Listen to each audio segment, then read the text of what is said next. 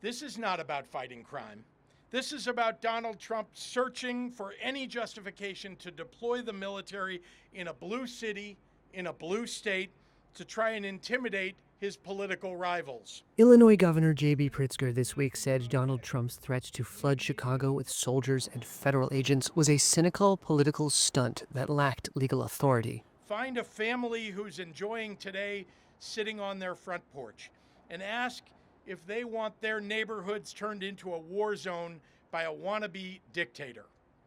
But privately, the Democratic governor and Chicago Mayor Brian Johnson began discussing what they could do to shield Chicago from a federal deployment like those underway in Los Angeles and Washington, D.C.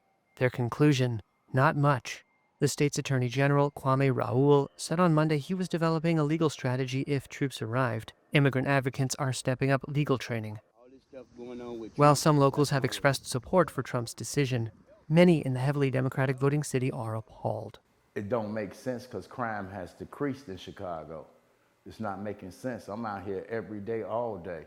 Greg Collins is an anti-violence activist and said he worried the presence of National Guard troops could escalate tensions and undermine efforts to build trust.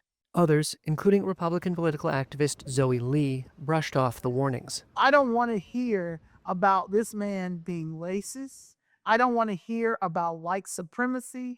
I don't want to hear that he's a dictator. I don't want to hear any of that. We need help. Trump has justified his decision by painting a bleak picture of crime in Chicago, calling it a, quote, disaster. I made the statement that next should be Chicago because, as you all know, Chicago is a killing field right now. And they don't acknowledge it.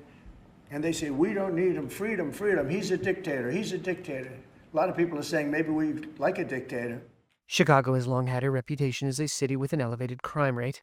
There have been 1,229 shootings so far this year, but data show the city has made marked progress since the end of the pandemic.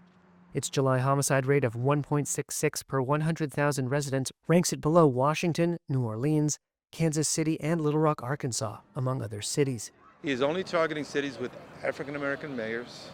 He's only targeting cities in blue states, even though red states have higher murder rates than blue states. So if he actually was serious about crime, he wouldn't be starting in Chicago. Peter Cunningham is with the community violence prevention nonprofit Chicago CRED. He says the pattern in Trump's troop deployments makes his objectives clear.